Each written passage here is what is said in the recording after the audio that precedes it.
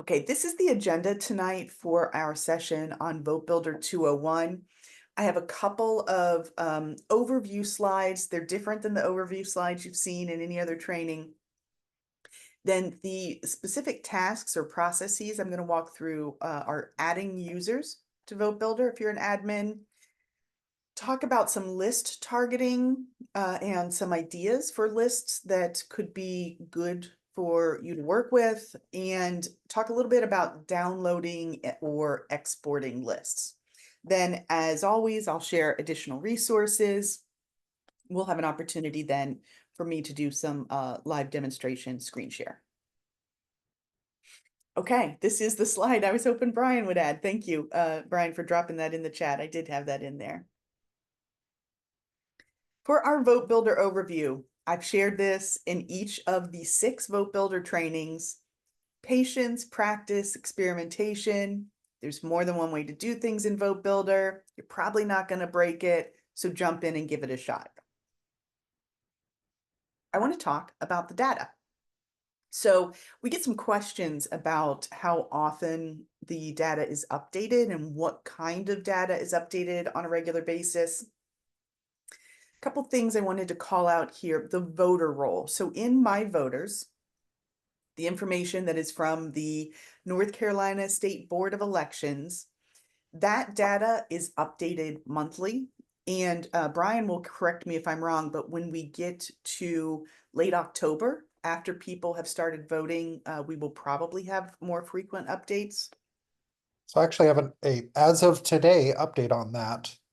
Starting in August, we will be twice a month until we start getting the flow of absentee and early vote data late September, early October, when we will be moving to daily.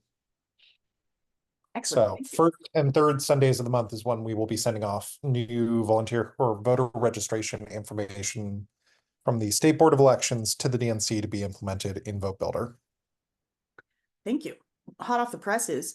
So if you are a Votebuilder admin, you don't need to do anything. Just know that this data is updated on a regular basis. So those updates, for now will include people who have moved, newly registered voters, things like that.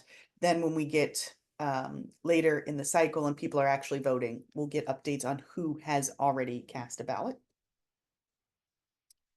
There's modeling data. So Brian and the other data and analytics staffers across the country put a lot of thought and effort into the work that goes with our modeling. So we will provide to you, and you've probably seen this, I've trained on this, some suggested models. For example, the 2024 volunteer recruitment version 3 or persuasion version 3 and turnout version 3. I think those are the active models. These models come to us from the DNC, and those happen a couple of times a year. I think we just rolled out new models in the past week or two, maybe 2 or 3. And Brian, I think we'll get a GOTV model that'll come in September-ish. Is that all you expect for this cycle? So we're going to get GOTV updates to both the 2024 turnout model and the 2024 Dem Party support model. That said, they're going to look identical in Votebuilder. They will have the same name. I will send out an email to all level 5s and county chairs when those changes go live. Excellent. Thank you. We do recommend that you use the models whenever you can. So I'll talk about those a little bit more in a couple of slides and let you know roughly who's included in those models. And then the information that all our volunteers collect on the doors, on the phones, whether phone banking or canvassing, Mobilize signups, so people who sign up for events through Mobilize, all of that happens daily. And, a lot of it is pretty close to immediate. For example, when people sign up for Mobilize, when you signed up for this event, it updated Votebuilder that you had signed up. With doors, you have to commit your data after a canvas to update the information in Votebuilder. And then if you're phone banking using an open VPB, that updates basically immediately. Brian, anything to add or? Nope, that's all accurate. Thank you. Okay, so that's a little bit about the data, how often it's updated. Then this is your cue if you want to follow along and you're comfortable with two screens, or if you're watching this video later, or you're looking at the slides that I emailed tomorrow, this is a good point to log in and follow through with some of the skills I'm gonna share. The first thing I want to share is around adding users. When we were talking about updates to the models, I think it was Brian said something about level 5, and he was going to send information to level 5. This is a look at what the permission levels within Votebuilder look like. Each level has a different amount of permissions. If you are a county party chair or your county party's Votebuilder point person, you are probably a level 4 or level 5 with some of the most robust permissions. If you have people who are just getting into Votebuilder, maybe volunteers, or we have summer fellows, maybe you have interns, you probably want to start them out with level 1 or 2 level of access in Votebuilder, give them a chance to get comfortable with it, provide some training, send them to, my training resources, let them get comfortable. So level 2 is where you can start creating lists and looking people up in Votebuilder. Level 3, you can start cutting turf, using scores, exporting some data, analyzing the data. And then level 4 and 5 is really for the county party chairs and the main Votebuilder users for the different affiliate organizations and the counties. Brian, anything to add or I would say if the question in general is what level are you, if you can create a list, I think level 3 is probably pretty standard. Brian, what are your thoughts? So how do you know what level you are? In the users section on the bottom left-hand corner, you can click on that. You should be able to see all of the users and what level they all are in your committee. But yeah, 3 is where the magic happens. That's where you've got pretty much everything that you need to actually be a super volunteer, to cut turf, to make lists, to set up virtual phone banks, commit data, all that fun stuff. 4s and 5s are mostly reserved for either campaign managers or county admins. Thank you. And I will also mention, we customarily give chairs of county parties level 5 access, mostly so that they have the capability that if their admin is out, we know that there's at least one other person in the county that can do certain things, and that they can create user accounts within their county party at their leisure.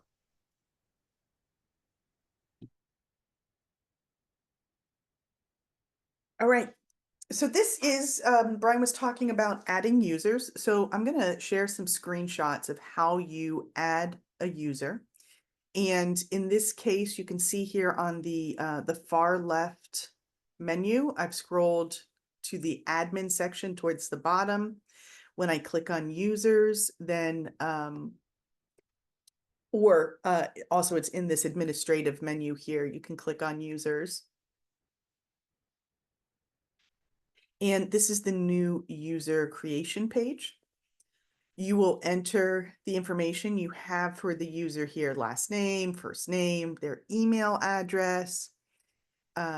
If you want to give them a specific date range where they have access. So it's common on campaigns that staff their jobs end at some point after the election day, whether it's, 2 weeks later or by December 1st or something.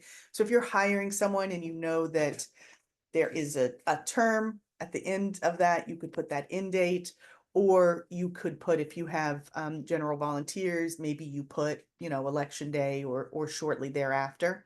Just kind of helps us make sure we don't have people lingering with vote builder access on and on. Um, let's see here. What do you do? Does the committee, Brian, automatically default to whatever committee the person creating it has? Uh, Sort of. So the preponderance of folks only have uh access to one committee, the committee that their account was created in. You must have a committee access in order to get into Vote Builder. There are plenty of people who gained access, 2 years ago on an old House or Senate race that is now defunct, that no longer have Vote Builder access because their committee is no longer accessible. Their account never expired, they just have nothing to access. That said, some folks have access to both the county party committee and also House race. Since the county parties don't go away at the end of the cycle, that is the best way to ensure that you have continued access to Vote Builder is through the county parties. So when creating a user, please, if you do have access to multiple committees, please be mindful of what initial committee you add them to. That is the one that you intend. You can go in and grant additional accesses based off the committees that you have access to after the fact in the user section. And to answer Steed's question, what levels can you add users? All levels can add users of a permission level lower than themselves. So a 3 can create a 2 or a 1. This is part of the reason why we give chairs level 5 access, is they can create 4s, 3s, 2s, and 1s. To grant additional level 5 access to any committee, that needs to come from me. So if that is something that your specific county party or is after, please shoot me an email. We'll have a conversation. Thank you. Okay, so when you put someone's email address, that is the email where they will get their invitation to sign up and use Vote Builder. It should be the same email that's used for their action ID. If they have previously phone banked or canvassed, they should have an action ID. And when the welcome email is sent, there's kind of a short-ish window of time they have to activate that access. So I recommend that you set this up or send it to someone when you know they're going to be available in the next couple of hours to activate it. I think it's a 24-hour window. And I see the question in the chat about how to get access. So you would probably get access from your county party or from perhaps an affiliate organization. So some of the the affinity group caucuses, there's a disabilities caucus, Jewish caucus, and Muslim caucus, and those caucuses also have access.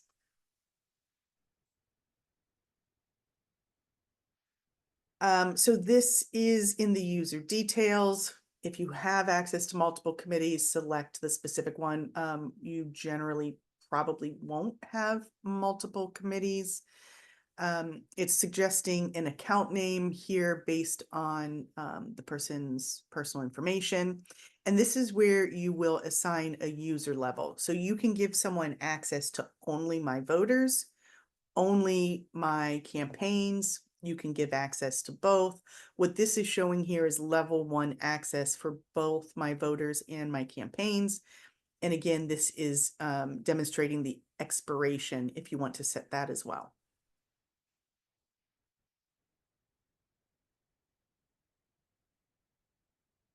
So county chairs can make the decision on giving access to precinct chairs. So that's who you would ask if you want that access, would be your county party chair. Or if you are a county party chair, you can decide to give access to precinct leaders. Ideally, they have demonstrated an aptitude for technology, or they're going to attend some trainings, or you will train them, something like that, so that people know how to use this really powerful tool.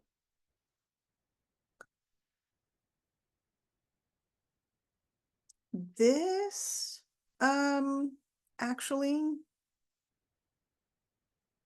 Brian, this district type information, I'm Yep, sorry, I'm not feeling great. My brain is not chooching. I Um, gotcha. thank you. So the district type is the specific type of geographic area that you can assign someone to. So typically that this break, or in most cases, a county party will give countywide access to individuals within their committee. However, in the case of a precinct chair, they may decide to set it the district type to precinct within their county and only give them access, give them high level access, but only to the geographic area of the precinct or a set of precincts. You can select any number of options within the geographic areas. So if you wanted to give multiple precincts, just tick multiple boxes. It is possible to give statewide access. However, as with sort of like with user level permissioning, you can only grant people access to geographies or subsets of geographies that you have access to. That said, if somebody needs access to additional geographies, they are welcome to reach out to me and I can make those changes on the back end. We've had a couple of situations where we had supervols who were really doing great trainings within their own counties who got requests to gain access to additional county vote builders. My recommendation there was all I needed from them is a email affirming from the chair of the new committees and the new counties that they were welcome to come in, and then I ticked some boxes and they gained access to both the specific new committees and the specific new geographies. It's also not uncommon, as with the situation that I mentioned earlier, where individuals may have county party access and then also additional access from a house district to have geographic accesses granted in addition to that based off of the district shape. So I know there are plenty that overlap multiple counties. This is a way that you can gain access to all of the voters that exist within those districts, but not necessarily all of the counties that exist within them. When we get through the slides, we have an opportunity for screen share. I'll set up a new user and we can watch what that process looks like. Thank you, Brian. There's not a limit to the number of users that you can add to your committee. If you're going to add more than 100, please let me know. That would be an awful lot. Yeah. Okay. I'm going to share some information about targeting and some of the lists and target options next. We've gone through where the data comes from and when it's updated, and creating a new user, including some permission levels. I'll walk through that when we get to screen share. What questions do you have before we talk about list targeting?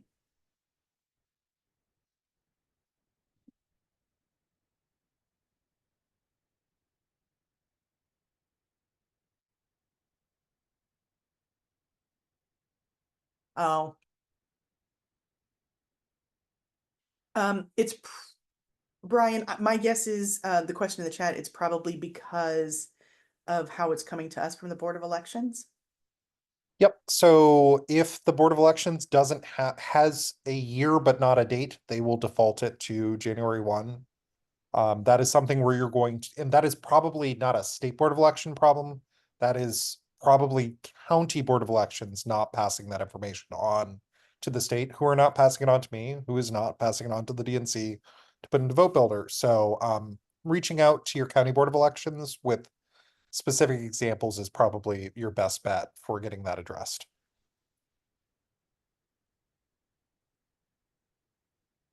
Okay. Votebuilder is very powerful.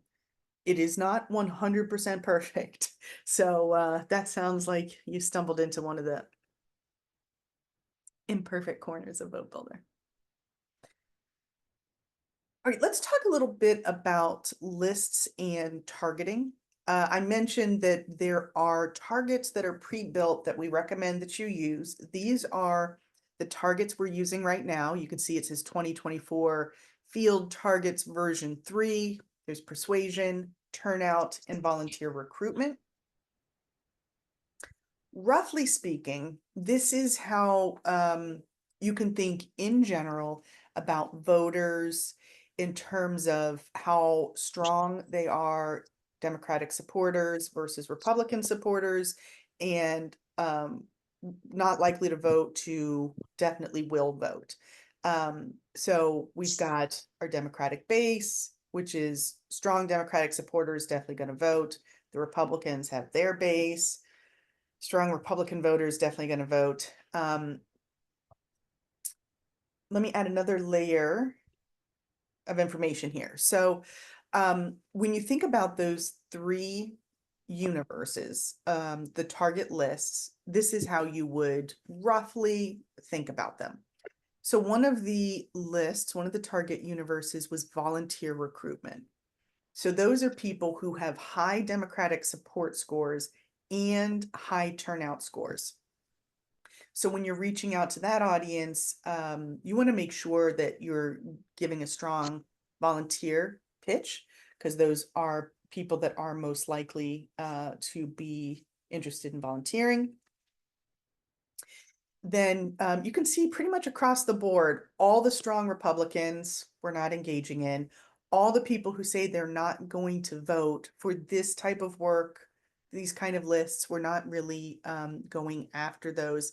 I think those are for the people who won't vote. I think that that's an opportunity in the odd number years so that maybe we can get people engaged. That's a really heavy lift, and we got less than 100 days to go. So we're really getting more focused now. For the turnout list, these are people who lean Democratic, strong Democratic, but might vote, might not vote. So that is who we're targeting for that turnout target universe. And then the persuasion, those are people who are undecided, maybe lean Republican, but likely to vote. So those are people that we want to persuade to vote for our Democratic candidates.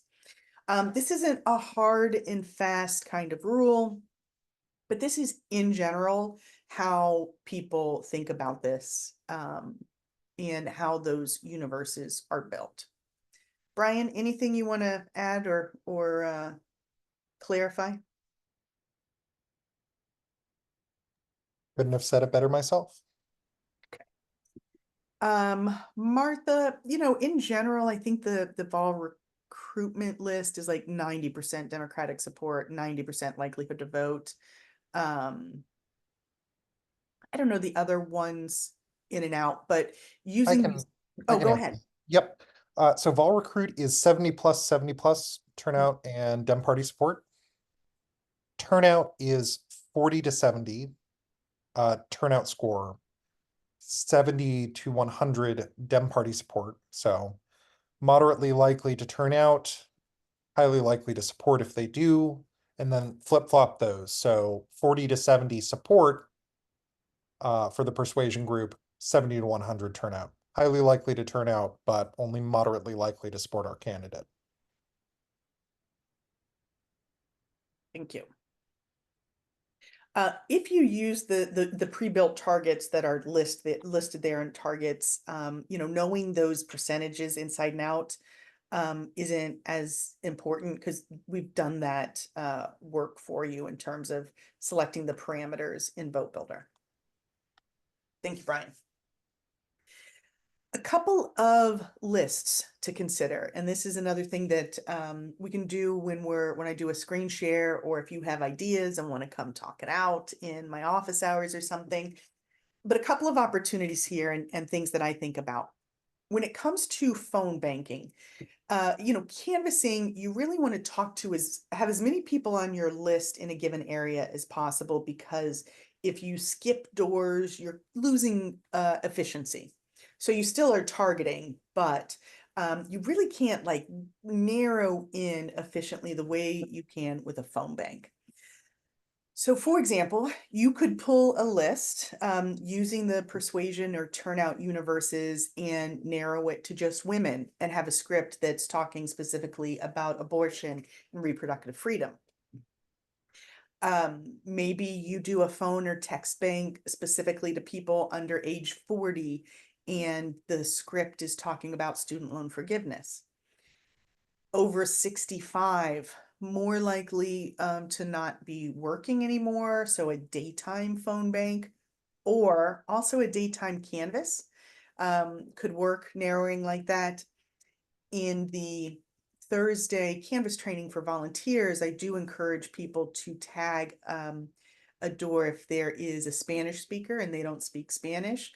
You can also do language specific phone banks if you or your volunteers speak specific languages. In general, I really like targeting newly registered voters or people who have switched their party registration. I moved here not too long ago and just got a letter in the mail from my state senator, I think it was, thanking me for registering to vote. Such a great tactic. This is work that really I would love to see county parties do year round. And, once a quarter or something, pull a list of people who are newly registered Democrats and send them a mailer or knock on their door, give them a call. Also, of course, you can pull this information at the precinct level. So if in your county you are organizing by precincts, you can pull information that way. I will show you. Newly registered or party switchers. I'll do that in a live demo.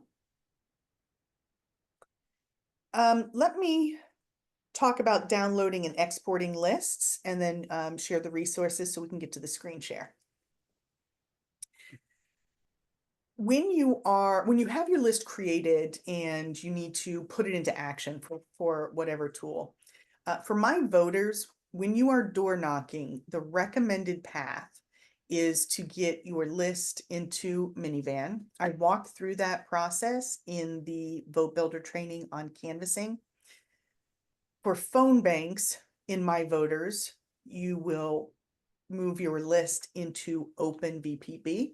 And again, I have a walkthrough of what that looks like in previous Votebuilder trainings, which will be shared with you tomorrow.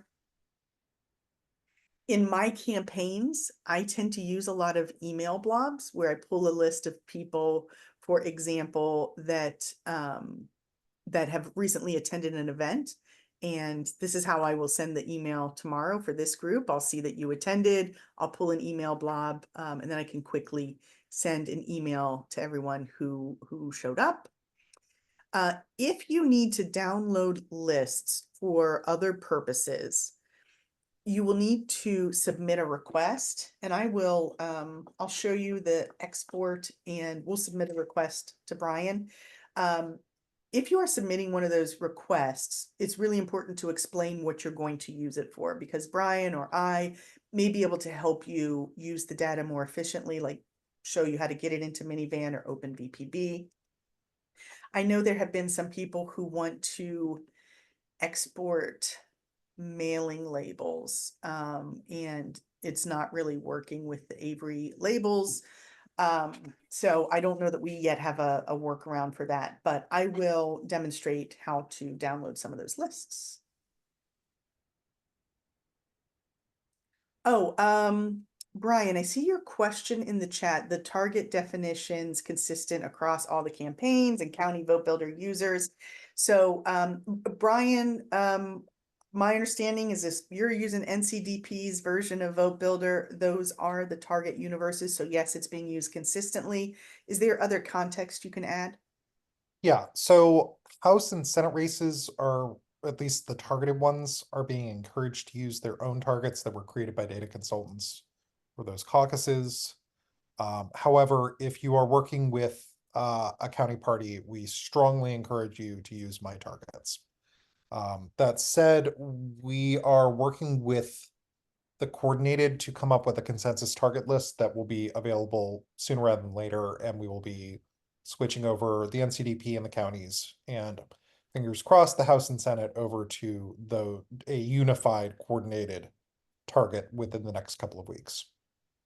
So that would mean that those targets are being used from the very top of the ticket down, House, Senate, the Council of State, President, everybody would be on the same page. Thank you, Brian. You're welcome. All right, I'm going to stop the recording and